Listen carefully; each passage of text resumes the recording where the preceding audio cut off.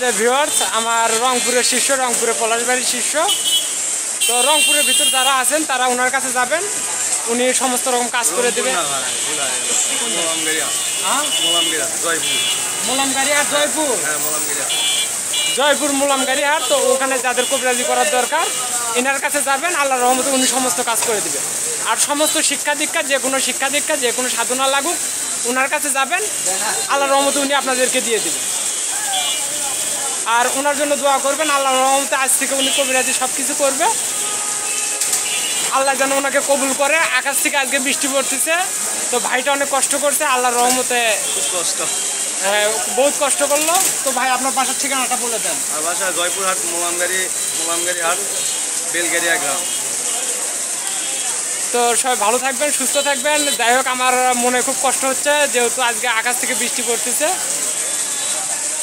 তো হয়তো বা আমাদের কপালে এই ছিল, আমাদের কপালে এটাই ছিল।